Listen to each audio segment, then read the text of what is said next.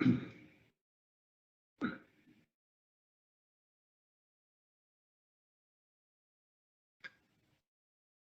morning and welcome to the Berks County Board of Commissioners meeting. I'm Commissioner Christian Leinbach, and we are broadcasting live today via Microsoft Teams, also on BCTV, as well as Facebook and YouTube Live. At this time, I'd like to recognize my executive assistant, Mary Buer.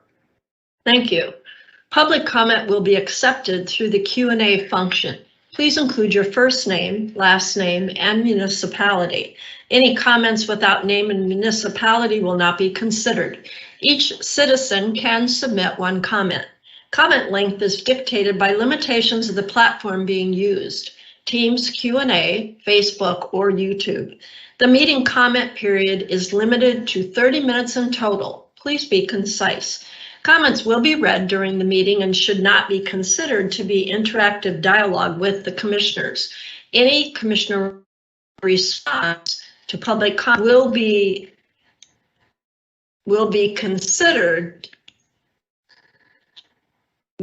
read. I'm sorry.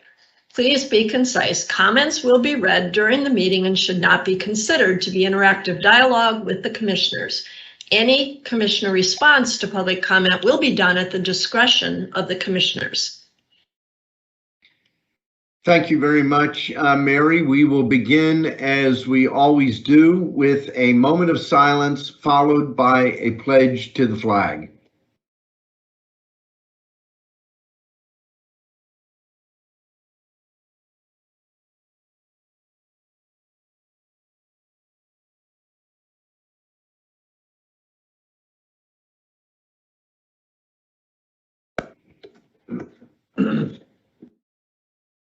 I pledge allegiance to the flag of the United States of America and to the republic for which it stands, one nation under God, indivisible, with liberty and justice for all.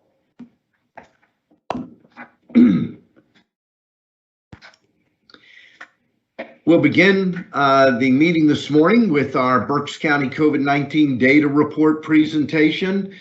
This is presented by Brian Gottschall, the director of our Berks County Department of Emergency Services and lead on the Berks County COVID-19 leadership team. Brian. Good morning, commissioners. Thank you. Yes, July 15th, we are just about 2 weeks out from our planned, hopefully termination, at least suspension, of these weekly data reports. Our first slide that we always look at is our cases in testing, smoothed over 7 and 14 days. The blue line representing our case counts and the orange bars representing the number of tests conducted. And of course, we see our testing is down significantly, but our cases are also down significantly. And if you look at the proportion of those two things, you see that even though our testing is remaining somewhat consistent out in recent weeks, our cases are continuing to fall to a small extent, which is really great news. I mean, obviously the best news would be everybody in the county gets tested and nobody has COVID. That's not practical, but what we want to see is a big gap in between the testing and the cases. So really good news all around for the community in that regard. On our hospitals here, we look at our last 2 weeks. I do want to make a little bit of comment here. Remember that these numbers are known and suspected cases in-house. We see that St. Joe's has actually been reporting 0 for the last couple weeks, Reading with very low numbers compared to what they have been reporting over the last few months. However, some even better news beyond what is shown on the slide. Remember, this is data most current as of last Friday, but as of this week, even Reading is reporting 0 confirmed cases of COVID in-house. So really good news for our hospitals all around. Our COVID death curve remains very flat. We unfortunately still do have an occasional death that is attributed to COVID, but instead of seeing multiple deaths in a day, we're now seeing a death every number of days or every week. So, of course, each one of those is tragic, but we do like to see the fact that the curve is very flat and we're seeing those increasing in very small numbers. Taking a look at vaccinations, this slide's a little bit busy this week because a bunch of things changed. And first of all, we remain ninth by raw numbers in the Commonwealth, not surprising because that's approximately our ranking in population. However, when we look per capita, controlling for population, we see that Berks County has improved by 3 positions this week for those numbers fully vaccinated, but we've fallen 4 positions by those with at least first dose. And I will tell you that right now, all of this is very confusing because I'm sure folks caught in the media that the state has done a significant change in the vaccine counts, cleaning up data, getting rid of double counting, things like that, and it really has shuffled a lot of the numbers around. So I think before we draw any conclusions from this, we want to at least give it another week and see where those things come out. Also remember that we've only been using DOH data for the county-to-county comparisons. For our real goals related to both the national and the governor's stated goal of 70% over the age of 18, we've been relying on CDC data, and we continue to do so. So as of yesterday, Pennsylvania has reached 61.4%, and Berks County has reached 55.6% of those fully vaccinated. We always look at our slide of how, what we're doing here in Berks. We can't affect what happens in Erie or Washington State, but what we can do is affect what happens in Berks County. And in Berks County, things are looking very good with 66.7% of those 18 plus with at least 1 dose on board. And that's an important number because we hope if people went and got the first dose of a 2-dose series, they're going to get the second one. So this is, if we just finish what we started without anything new, where we get to. But the really important news here is that we're looking at only about 10,800 new people needed to start this process in order to meet that 70% goal. And in the spirit of Maya Angelou and the concept of you don't know where you're going if you don't know where you've been, I wanted to take a quick moment and just look back at May 5th, what this slide looked like. So I think it's important that we as a community celebrate where we've gotten to. May 5th, we were talking about 75,000 new people needing to start this process. And I got to tell you, I'm going to admit that, and the commissioners, of course, know because I said it to them privately, when we looked at this slide in May 5th, I didn't believe that was practical. I didn't believe that that many new people in the community would be likely to undertake this process. But here we are, May, June, and half of July, so about 10 weeks later, and we've carved that 75 number down to 10,800 with still 2 weeks left to go in the county BCHC effort. And we've just recently seen that St. Joe's is intending to close their mass clinic and move to a more traditional methodology of vaccination by the end of the month. So that dovetails into our reminder every week for how people can go about pursuing vaccine. Our doyourpartberks.com page that Steph Weaver continues to work very hard to keep updated and provide opportunities for folks to go and get vaccine. And a reminder about our clinic out in Muhlenberg Township at the Walmart Plaza, where you can make an appointment if you'd like to, or you can simply walk in. Although we're not necessarily encouraging the administration of the 2-dose vaccines anymore, since we wouldn't be able to finish them up there for folks, you can walk in through the end of the month and get a single dose of Janssen and be out the door and be vaccinated with no concerns at all. So with that, commissioners, I'm going to turn it back to you if there are no questions. Thank you. Thank you very much, Brian. I'm going to throw one thing out there. Our office yesterday handled a call, and I dealt with this same question via email, I think on Monday. People seem concerned that some entity, healthcare entity, national, county, etc., is going to start going door to door, asking people if they've been vaccinated. Very frustrating that this is out there, but I'm hearing more of it. I explained to the people that I responded to that we've heard nothing to this effect from either the state or the federal government, and that there's no plan to go out, knock on doors, find out who's been vaccinated, etc. Can you shed any light on that? Yeah, Commissioner, I just want to clarify that, I have no inside information, much like you, much like our citizens. I'm watching the news, I'm reading the news and trying to consume and understand what's going on. My understanding, and while I understand why folks may find the concept alarming, is I don't believe the intent is to go out and knock on the door and say, are you vaccinated, or show me your vaccine card or anything like that. I think that the intent of the federal government's proposed program, as I understand it, is to go out into areas, particularly areas at higher risk because they meet certain demographics, particularly socioeconomic demographics, that indicate that they may not be receiving information as efficiently as some other folks or have equitable access to healthcare in the way that other folks do, and just make sure that they understand the opportunities that are available to them and ensure that if they would like to go and get a vaccine, they understand the way that they can go do it. And I don't think it's a big step to take that concept and turn it into people are knocking on the doors to see if we're vaccinated. But I would hope that folks would at least give a program like that an opportunity and not view it with nefarious intent, but view it for the purpose that it is being proposed, and that is truly to help people who may not understand what needs to be done, may not understand how they can access it, and don't have the opportunities that some of the rest of us have to achieve that goal if they personally choose to achieve it.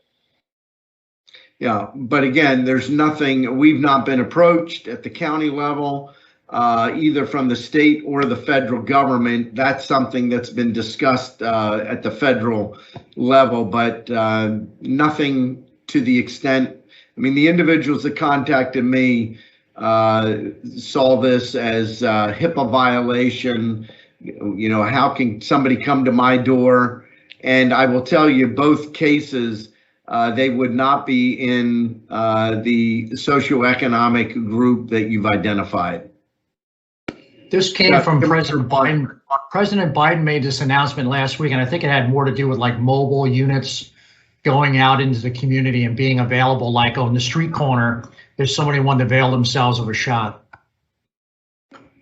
Yeah, not the person. Yeah. Yeah. Unfortunately, we're in an environment where people extrapolate a lot from information, and I just wanted to put that out there. There's no plan from the county or that we're aware of from the state or the federal government telling the county you need to be going out in mass, door to door on vaccination. So just make that clear. Any other questions or comments for Brian Gottschall? Hearing none, we'll move to Commissioner Barnhart with the Cook County Wellness Update and any updates on the vaccine clinic.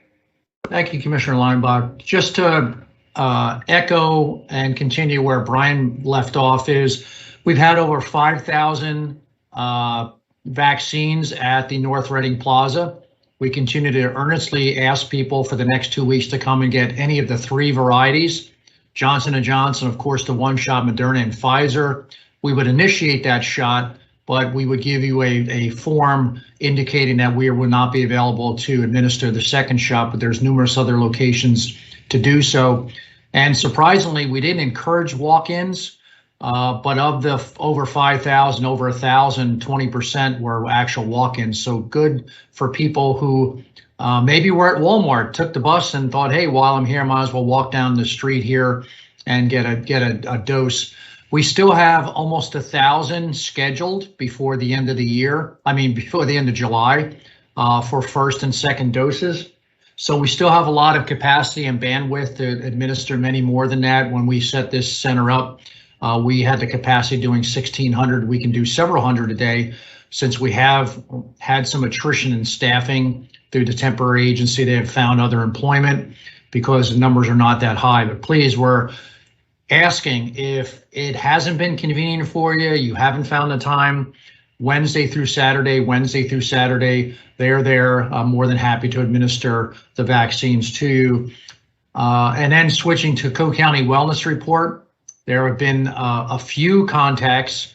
Carolyn Basic will be reporting to me every other week and maybe ultimately every month as to the number of contact tracings and lines that they have, but there weren't enough this week to report. So I don't really have a report from Cook County Wellness till next week. She's going to double up the effort every other month until we probably cease these reports, maybe July or August. So turning it back to you, Commissioner Linebaugh. Thank you very much, Commissioner Barnhart. We will move on with our meeting. Are there any additions or corrections for the minutes for the July 1st Commissioners meeting and the July 6th Operation meeting? Hearing none, the minutes will stand approved as presented. We did have 2 executive sessions since our last Commissioners meeting. The first one was on July the 6th, dealing with personnel and contract negotiations. And the second one was on July the 14th, dealing with personnel, litigation, and lease negotiations for real estate. Mary, I see that there are at least 2 public comments dealing with agenda items. Could you please read those? Yes, there are actually 3 for that agenda item. Crystal Kowalski, why I'm missing. Good morning, Commissioners. I have a couple of questions regarding procedure for the proposed changes to the public comment policy. First, what will the procedure be to allow the public to register to comment if they arrive late to a meeting or if they would like to address an issue that arose during the meeting? Second, what will the procedure be to declare a comment not germane? Will the person's name, municipality, and specific topic of comment be announced and recorded in the minutes? I believe it is instrumental to transparency to have the topic announced and recorded in the minutes so that the new policy can be monitored. Thank you. Celine Schreier, Central Park, Reading. In regards to agenda item 260, I fear the adoption of the proposed rules will lead to a limitation of the public's free speech. These meetings are a forum for the public to engage and share their concerns with elected public officials. These concerns are germane, and I believe it is important for them to be able to be added to public records. No citizen should have their speech censored at the discretion of someone who works for the city and with the commissioners. We need to be able to have a free dialogue and the ability to share our opinions and concerns with our elected leaders. Jane Palmer, why I'm missing. I spoke with the chair of the Montgomery County Commissioners about how they handle public comment. Montco imposed their rules because they had problems we don't have. Namely, some folks talking for 15 to 20 minutes about matters not within the jurisdiction of the commissioners. You have not let that happen here, being very clear about time limits and on-point topics. What has changed is that Berks Stands Up, Sunrise, the Shutdown Berks Coalition, and other groups have helped the public understand what is within your scope and have held you accountable in ways that are perhaps annoying and uncomfortable.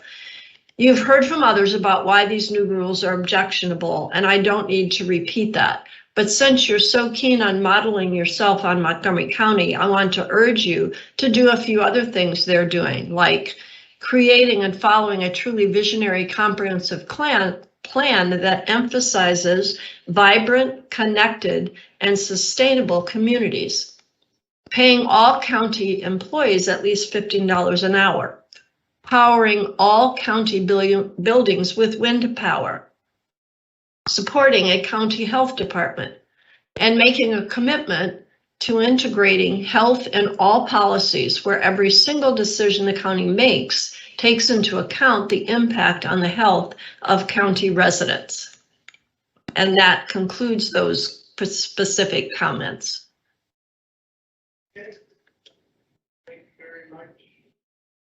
Thank you very much, Mary. Appreciate those comments. Do my colleagues want to make any comments in response? Okay. We will move forward with the agenda. Item 1, authorizing under that budget department, adopt a resolution authorizing 2021 budget transfers in the amount of $368,275 and 2021 appropriations in the amount of $469,037 per listing dated July the 13th of 2021. Human Resources. There are several items. Item 1, authorize the appointment of Wendy Martz to Judicial Coordinator in Court Administration. Item 2, authorize the appointment of Amanda Helbert to Paralegal in the Solicitor's Office. Item 3, authorize the appointment of Derek Harris to Economic Development Coordinator in the Commissioner's Office. Item 4, authorize the promotion of Leo Davis from Sergeant to Lieutenant in the Berks County Jail. Item 5, authorize the promotion of Kara Mayo from Judicial Coordinator, Court Administration, to Grants Coordinator in the Commissioner's Office. And then item B, adopt a resolution authorizing the chair to execute the letter agreement with the Greater Reading Chamber Alliance to provide essentials of effective leadership and supervisor training certificate program module 1 for department heads and deputy assistant department heads. There are several items listed under Commissioner Barnhart. Item A, adopt a resolution authorizing the reappointment of Kim D. Johnson, Reading, Pennsylvania, to the Reading Area Community College Board of Trustees for a 6-year term expiring June 3rd of 2027. Both of the following are also on the same term, so I'll just read their names. Item B, adopt a resolution authorizing the reappointment of Mary H. Cardbo, Reading, Pennsylvania, to the Reading Area Community College Board of Trustees. And item C, adopt a resolution authorizing the reappointment of Michael Toledo, Reading, Pennsylvania, to the RAC Board of Trustees. There are several items listed under the commissioners. Item A, adopt a resolution authorizing the chair to execute the Child Welfare Education for Leadership program between the County of Berks, Alicia Ciabatani, and an employee of the Berks County Children and Youth Services, and the University of Pittsburgh of the Commonwealth System of Higher Education to participate in a graduate level social work program as outlined in Title 4B, Part 1 of the Commonwealth's Child and Family Service Plan. Item B, adopt a resolution authorizing the chair to execute the Child Welfare Education for Leadership program between the County of Berks, Kevin Anthony Bush, an employee of the Berks County Children and Youth Services, and the University of Pittsburgh of the Commonwealth System of Higher Education to participate in the same program as the prior individual. Item C, adopt a resolution authorizing execution of the Infants, Toddlers, and Families Medicaid Waiver Operating Agreement between the Office of Child Development and Early Learning, Pennsylvania Department of Human Services, and the Berks County MHDD program. Item D, adopt a resolution authorizing the chair to execute the land use agreement between the County of Berks and Alvernia University to permit the university staff and students to monitor and conduct various field work at certain planted shrub willow buffer section along the Tupahawken Creek at the Berks leisure area. Item E, adopt a resolution authorizing execution of the lease extension agreement between Mark and Pam Hathaway, Reading, Pennsylvania, for property located at 136 North 8th Street for the purpose of accomplishing Title 4B Child and Family Services Improvement and Innovation Act goals to improve the quality of monthly caseworker visits with children who are in foster care, with an emphasis on improving caseworker decision-making related to child safety, permanency, and well-being. The lease is for a 1-year term beginning August 15th of 2021 and ending August 14th of 2021 at the rental amount of $24,000. Item F, adopt a resolution of the Berks County Board of Commissioners amending Resolution number 10-2020, providing for the rules and procedures and public participation and conduct at public meetings. This is the item that was referenced in the opening comments, and I want to make it very clear that most of what was referenced in the opening comments would still qualify for consideration under the new rules. All that we are doing is making sure that comments either deal with specific agenda items or deal with issues that could come before the county commissioners. I'm not aware of any of the items noted by the individuals that commented that wouldn't have come before the county. So I frankly, while I appreciate their comments, I believe this is very well thought out, and that this will make sure that we are focused on county business instead of something that is completely out of the purview, responsibility, or authority of the county. Item G, adopt a resolution allocating an amount up to $3 million or 50% of the documented negative financial impact, whichever is less, that occurred during the eligible period to the Reading Baseball LP and RP concessions doing business as the Reading Fightin' Phils due to the COVID-19 public health emergency. The funds will be provided upon receipt and successful review of the information provided by the Reading Fightin' Phils, and to the extent the request meets the eligibility requirements of the Coronavirus Local Fiscal Recovery Fund, aka the American Rescue Plan, provided to Berks County from the U.S. Treasury and subject to final review and approval by the county solicitor's office. Both this item and item H were dealt with representatives of both the Reading Fightin' Phils and the Santander Arenas/Convention Center Authority at a prior Tuesday operational meeting. It was discussed in detail, and very clearly this is dealing with the American Rescue Plan under lost revenue. Item H, adopt a resolution allocating an amount up to $3 million or 50% of the documented negative financial impact, whichever is less, that occurred during the eligible period to the Berks County Convention Center Authority due to the COVID-19 public health emergency.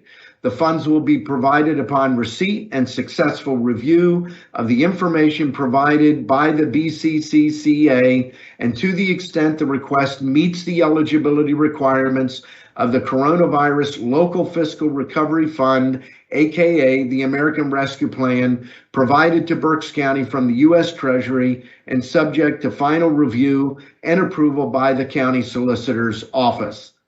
Item I, adopt a resolution ratifying and confirming the county's vote of the approval for the fifth amended Joint Chapter 11 plan of the reorganization of Purdue Pharma LP and its affiliated debtors, particular case in United States Bankruptcy Court, Southern District of New York.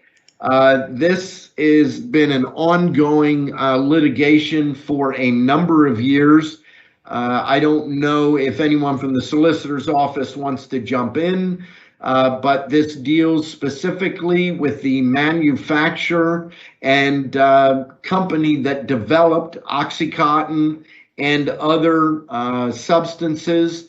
And this has to do with a lawsuit claiming that the marketing of these products to both the public and to the medical community misrepresented the facts. As a result, there's been ongoing litigation, and we have been asked whether we are willing to accept the offer that is on the table. I see Cody Kaufman, and Cody can kind of explain that there was a prior offer made that was rejected pretty much roundly, but this one appears to have support and to be accepted. So I'll recognize Cody Kaufman at this time. And thank you, Commissioner. That is correct. There was a previous framework in place for this plan that, as you stated, was largely rejected. However, the current plan, which the current number is up to $4.5 billion, it's the current settlement number that will be distributed through a trust if approved by the bankruptcy court. That plan has been largely approved by states, specifically the states that were previously hesitant to accept the prior plan. So because of that, and because the current plan that is in place was the product of arduous mediation sessions, which largely is approval from the majority of the states, it was our recommendation to accept the plan and vote yes for the plan for Berks County. And I might add, Commissioner Barnhart, it is several years ago, if you recall, that you and I supported a motion that the Commonwealth of Pennsylvania take this action.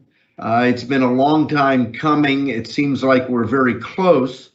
But it is also important to note this is not a windfall of cash for the county to use any way we desire. This has specific requirements tied to it. And I don't, just raise your hand, Cody or Kevin, who would like to kind of touch on how that money is limited in its use? Well, it does specify, at least in the proposed settlement, that it must be used for opioid abatement efforts. And as my thought process, that's our single county authority, COCA. We probably would have to establish a separate fund and have that money drawn down to COCA over a period of time for opioid abatement efforts. We can't put that into our general fund and use it to pay expenses or wages or anything else. So that should at least allay some concerns people might have.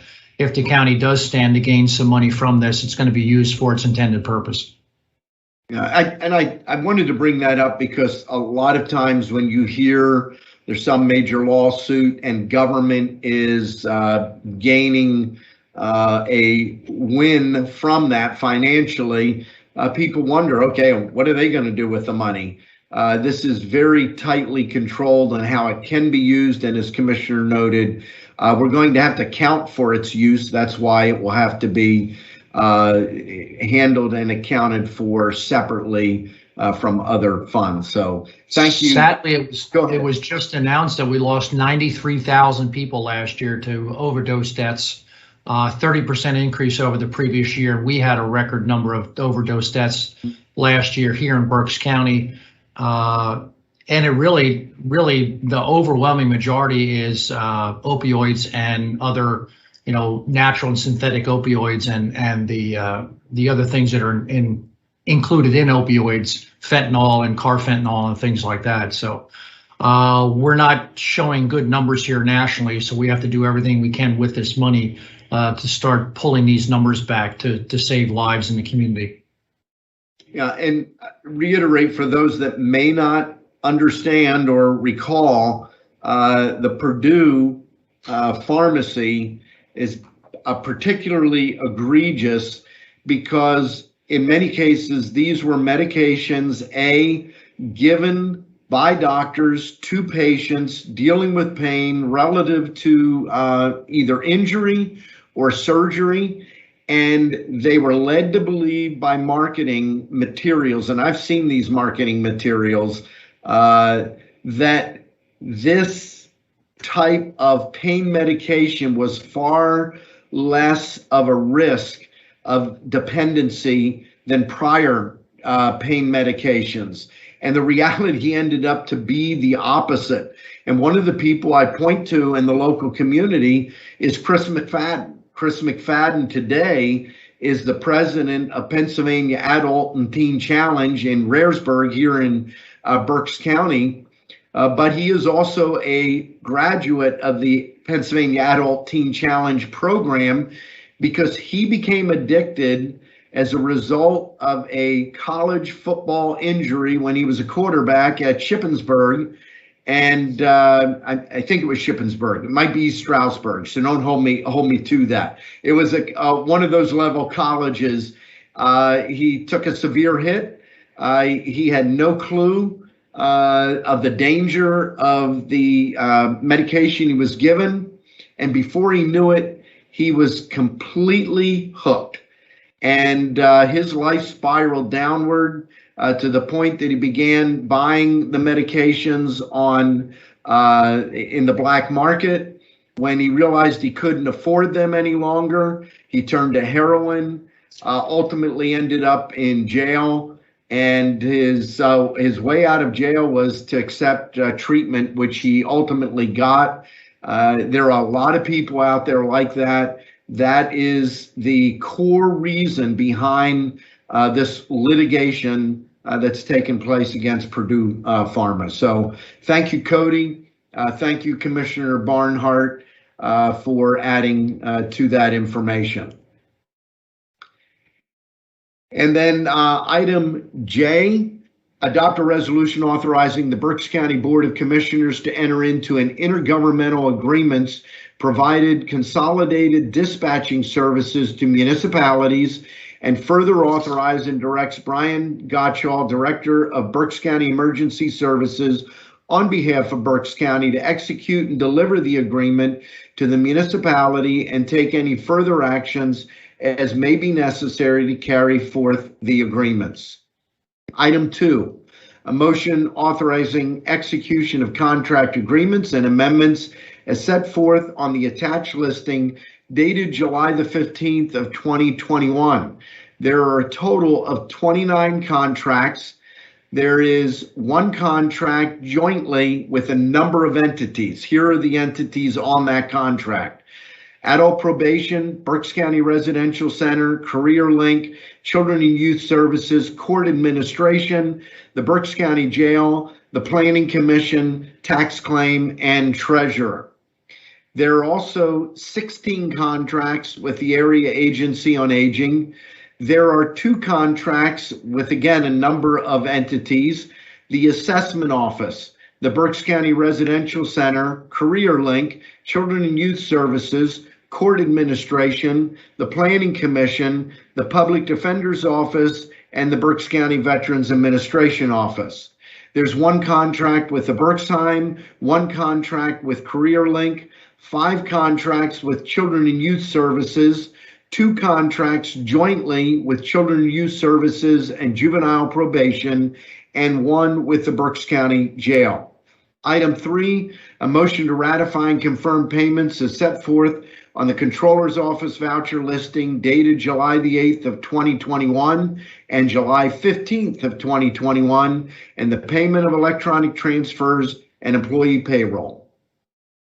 I'll motion to approve the agenda as presented. I will be withholding my support on item H, which deals with up to $3 million or 50% for the Berks County Convention Center Authority. Pursuant to my discussion at last Tuesday's budget operations meeting, I wanted to see monies forthcoming from the city's allocation of rescue money. They're receiving about $65 million.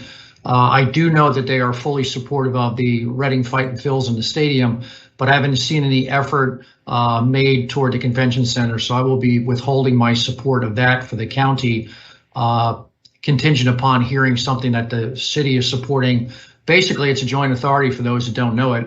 The city and the county have a joint authority with the convention center authority for the arena and the Sovereign Performing Arts Center. I just have feeling that they do get some material benefit. They receive lease payments from the stadium. They also receive amusement tax from both all 3 entities. And if we're partners, then we have to be partners through and through. Thank you. Thank you, Commissioner Barnhart. I will second the agenda as presented. The motion has been made and seconded with the exception of Commissioner Barnhart's note on item H. Is there any discussion? Hearing none. All those in favor signify by saying aye. Aye. Aye. Opposed? The motion is carried. With that, we will move to reports of our Berks County Treasurer. Our Treasurer is not available. Shirley from the Treasurer's Office is here and is presenting the Treasurer's report.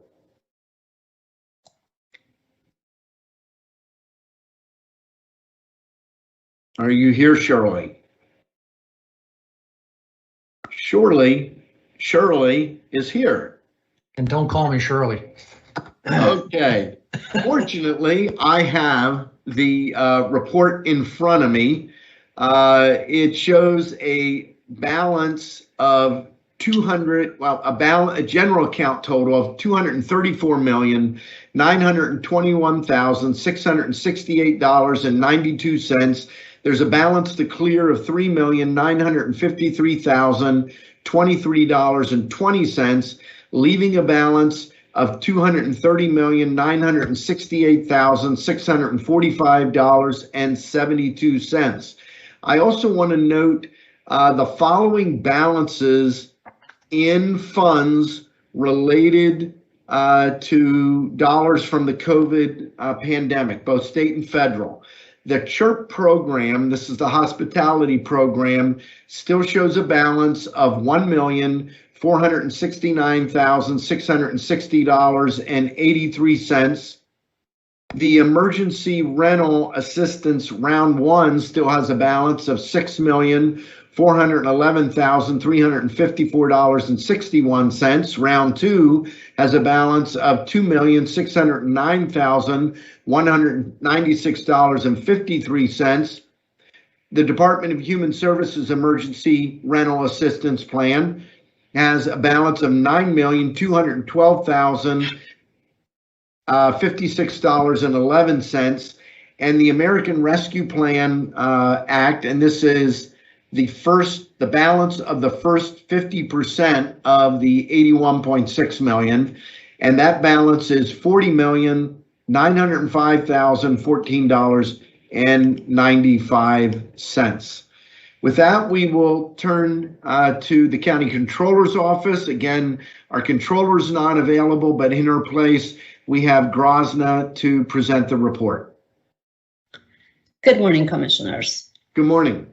The disbursement for 7-8 meeting, the total payroll disbursements were $4,368,558.73, and total cash disbursements for accounts payable were $8,240,977.04, which also included accounts payable in the amount of $3,872,418.31 and wires to various institutions in the amount of $2,474,143.76. So that was the week when we did have payroll. Mm-hmm. And for the week of 7/15, the total cash disbursements were $4,383,325.65, which included accounts payable and various wires to various institutions. Thank you very much, Grozna. We'll move now to our Chief Administrative Officer, Ron Seaman, with your comments. Thank you, Commissioner Leinbach. With tomorrow being the National Park and Recreation Professionals Day, and in Pennsylvania, its observation also being the third Friday in July, tomorrow, July 16th, being Pennsylvania Park and Recreation Professionals Day, I thought it was appropriate, as the parks transition from very much passive recreation and the use of our facilities that occurred during the pandemic at its height and the shutdown of programming and group activities into a more participatory programming. For July, we have several events being planned. One is the historic walking tour of the Berks County Heritage Center this Saturday, July 17th, starting at 1 p.m. There is also this weekend a Civil War Living History encampment taking place at the Berks County Heritage Center. That occurs Saturday and Sunday, July 17th and 18th. There's a campfire program at Antietam Lake Park entitled Animals of the Night on July 24th. Stories of the Canals at the Heritage Center again on Sunday, July 25th. There is a creek program at the Heritage Center on July 31st, and the beautiful bats featuring the PA Bat Rescue Organization at Angora Fruit Farm on Friday, July the 30th.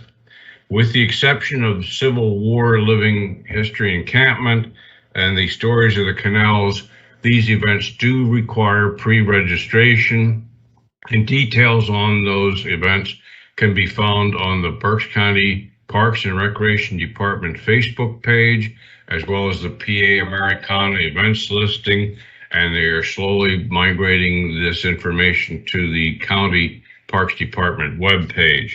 Also, beginning July 17th, Saturday, the Epler's one-room schoolhouse will be opening for tours. There's an article in this morning's Reading Eagle concerning that. The C. Howard Heaster Canal Center Museum has begun opening Saturdays and Sundays on July 26th and will continue to operate through August the 29th. And the Bingham Nature Center is open Fridays and Saturdays from 10 to 4 and Sundays from 12 to 4. So take advantage of all these events that are coming up as things open up. Enjoy the great outdoors in our park system, as well as the leisure activities that normally take place in our parks. Thank you. Thank you very much, Ron. That was a great idea to promote the great work our staff at Berks County Parks and Rec do for our citizens. At this time, we're going to move to comments from the commissioners, and we'll begin with Commissioner Kevin Barnhart. Thank you, Commissioner Leinbach, and welcome everyone. Congratulations to the Reading Fightin' Phils and to the Santander Arena for the contributions the county will be making to sustain your efforts. I want to also thank or congratulate the folks on the human resources list, either by appointment or promotion. Especially want to point out the appointment of Derek Harris, Economic Development Coordinator, who will be working directly with Pam Shoup.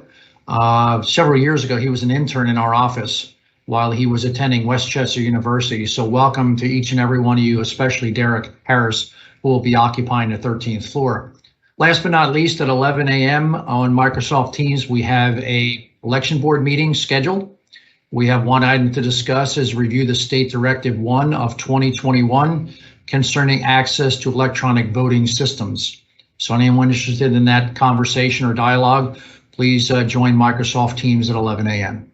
Thank you, Commissioner Leinbach. Turning it back to you. Thank you. And we'll move now to Commissioner Michael Rivera. Yes, thank you, Commissioner Leinbach. I also want to congratulate those who got new appointments and promotions, specifically Derek Harris to the Economic Development Coordinator position, and also Kara Mayo to the Grant Coordinator position. We look forward to working with the two of you here on the 13th floor, so congratulations and welcome. Also, just want to let everyone know that I was at the National Association of Counties Conference Thursday through Tuesday, just got back on Tuesday. It's a great opportunity. A lot of the workshops and meetings were around the use of the American Rescue Plan money, what are new guidelines that are out, what are other counties doing throughout the state, throughout the nation as well. So it's great information that was received there, information that we will be able to put to use here in Berks County to help us make sure that we're making the best use of these funds. NACO, the National Association of Counties, NACO is very instrumental in getting ARP dollars directly to counties. If you remember when the CARES Act allocations came out, the direct allocation from the federal government only went to counties with 500,000 residents or more. Berks County at 421,000 did not get the money allocated directly from the federal government, but money that was allocated to the state kept a part of that. So therefore, Berks County on a per person amount got less money than the larger counties. and counties throughout the state and throughout the nation felt that this was unfair. So when the ARP dollars came out, NACO, together with our state association, fought very hard to make sure that all counties got money directly allocated from the federal government instead of having that money go through the state. So that's just one of the initiatives that NACO does. They work on many, many other issues that are important to counties throughout the nation. So I was very happy to be able to go there, learn, and meet other commissioners and what other issues they are facing as well. Also, the Ron shared some great information on the parks. Also, we want to remind everyone that there's a survey out there. We're looking at updating the Parks and Recreation's master plan, and there's a survey that I'm going to ask everyone to fill out. IS is getting it up there. So it's the Berks County Greenway Park and Recreation Plan update. If you can take the survey, there's the QR code there. You can just scan that QR code to be able to take the survey there. So please help us fill that out. You can do it online, both in English and in Spanish. So if you do want that QR code and you don't have it or you can't get it off the screen here, please feel free to reach out to my office. We'll get that to you. But we're asking for everyone's input. It's important that you fill this out because our greenway parks and recreation areas, not only for the county, but for the municipalities as well, are an important part of our life. So we want to make sure that we are providing what the people need and making sure that these are all interconnected and meeting the needs of our community. So please help us by filling this out. We would really appreciate your help on this. And that's all I have. Commissioner Leinbach, back to you. Thank you very much. I appreciate both of your comments, and I have several items that I want to touch on. First of all, I want to give some economic data that I received either late yesterday or this morning for Berks County. Hopefully it is being posted up on Microsoft Teams live event and Facebook and YouTube live. It talks about the growth in June of U.S. GDP, but specifically the second bullet, Berks County unemployment rate steadily fell through the first half of 2021. May's unemployment rate was 6.1%, and that's down from 8.1% in January. The consumer outlook is a little mixed. The consumer sentiment overall recovered in June. But its measures of current conditions weakened. And that had to do with consumers. They have higher household incomes, but they seem a little bit concerned about some economic conditions. So those are the competing measures. And then small business attitude appears positive. However, there are challenges of rising costs for material and labor. There's a transient supply chain, and there's great difficulty in securing talent. In other words, there are a lot more job openings than there are people seeking those jobs, and they don't seem limited to one category or another. We've talked in the past about the restaurant industry has had some very serious impacts, but this is across the board. So that's some economic data, clearly improving over where we were 6 months ago, but we still have quite a way to go to get back to a real strong economy. A couple other things that I want to touch on. I was also at the NACO annual conference. Just three takeaways, and they're all very different. I was able to talk with a group that specializes in working with counties and governments on grant assistance, and I brought that information back. Already shared that with Pamela Shupp-Mennett. She will be working with the new grants coordinator along with Ron Seaman.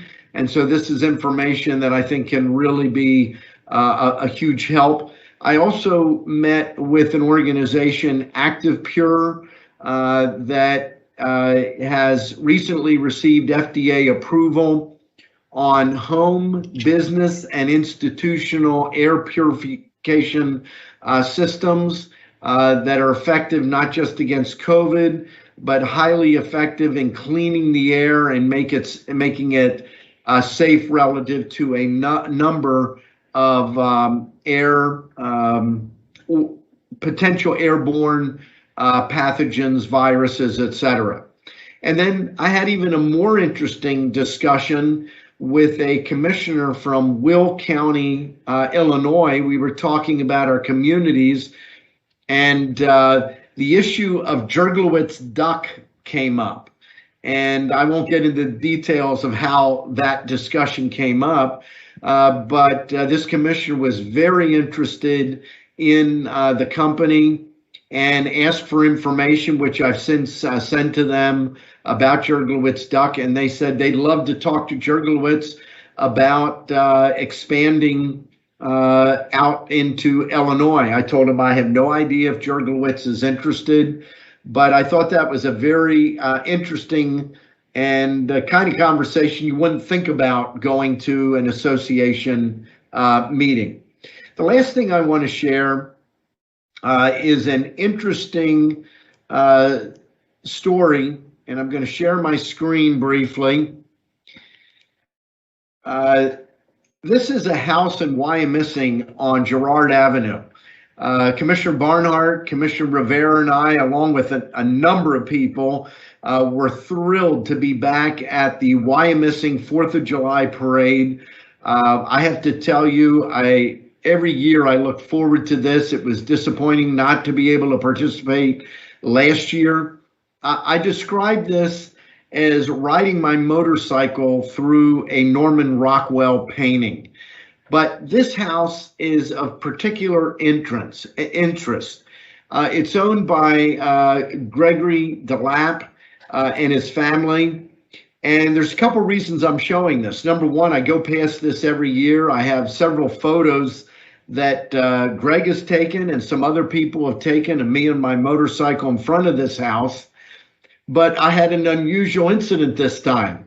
My motorcycle died in front of this house on 4th of July. I found out since I thought it overheated, but it was a dead battery. And so it's being repaired right now. But as a result, Gregory DeLapp came over, invited me inside after the parade. I had to have my son come so we could load the bike up on a trailer. And for the first time, I heard about this flag. And real briefly, Greg's father worked for Luden's in downtown Reading. And before Luden's built what we know as the, relatively speaking, new Luden's facility, his father worked in the old facility. And at some point, they installed an enormous flagpole that actually not just was on the roof, but went down through the roof. And the flagpole came through his father's office. They had kind of hidden it with a wood round box around it. And he said his dad used to be bothered on windy days. He could hear the flagpole inside of his office creaking back and forth. As we all know, Hershey eventually bought Luden's, and sometime after they bought Luden's, for whatever reasons, I don't know what the reasons were, they took this large flag down and put it in storage, and then obviously built the building that we're familiar with Luden's. Greg's father went over there and ultimately retired. When he retired, someone in facilities for Luden knew that this flag was still in storage, knew that Greg's father really loved the flag itself, and for his retirement, literally put it in the trunk of his car. He didn't know till he got home and opened his trunk that here's this enormous flag. And as a result of that, for the last 34 years, Greg DeLapp, with assistance from family and friends, has put this flag up every 4th of July and occasionally for other events. It's amazing. He's got it down to about an hour to put it up, but as you might wonder, what happens if a storm is coming? And the system they have, he's able to take it down in about 15 minutes. So he can take it down much more quickly than they can put it up. I was blessed to be able to hear that story, to meet Greg, his wife, some of his family, some friends and neighbors. And I appreciated Greg taking in a lonely commissioner on a hot day when his motorcycle broke down. So I told Greg that I was going to share this story and share the story behind the flag. It's a story I never knew, and it really does connect back to the history right here in Reading, Pennsylvania. So with that, I will open it up to any row officers. I see, I'm going to do something out of the ordinary. I see Scott Hunsinger sitting here. He's been on the entire program. Scott, any comments that you want to share relative to the American Rescue Plan? I know that your team, and we haven't talked about it, but your team was shut down all of last year and you had a late start this year. It has a huge financial impact on you and Santander. Yeah, just first of all, thank you very much. Greg DeLapp's a good friend of ourselves as well. He was Carpenter Technology for many years and worked with us at Carpenter. And I'm glad you shared that story. Greg's a great person, and we always enjoy seeing that flag as well.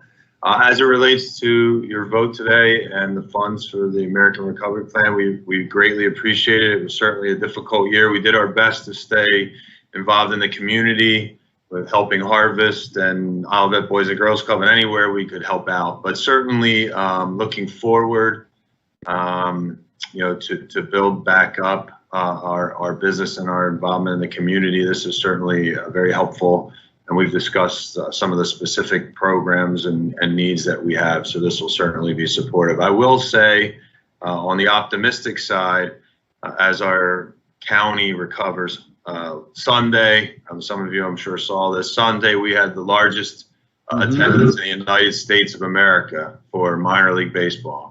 And in fact, we were only 250 people short of beating the Miami Marlins, who are a Major League Baseball team. So thank you for your support today, and thank you to everyone in and around Berks County for their support of the Art Fields. It's certainly it's nice for our county and for the city of Reading and Greater Reading to be able to sort of take our chest out and know that we had the highest attendance in the United States on just this past Sunday. So thank you all for your support. You're very welcome. And to boot, JT Realmuto hit a home run in the All-Star game, the first Philly to do that since Mike Schmidt, which I think is, if I'm correct, is almost 40 years ago. So right. That was also great for the Phillies. Yes. Thank you very much, Scott. Any comments from row officers? Hearing none. Oh, yes. Row Officer Commissioner Rivera.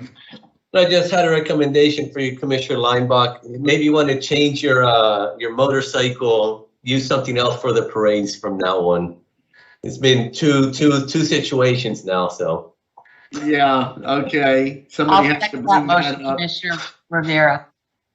You can't blame the motorcycle though for kidney stones in 2019, which I couldn't finish the parade. Ended up laying on the ground and going to the hospital. This one, I probably should have gotten the battery checked a month ago when it died on me. I thought I fixed it myself, but the key is don't have Commissioner Leinbach do repair work on your car or on your motorcycle. Get a licensed mechanic to work on it. I have a bicycle you can borrow.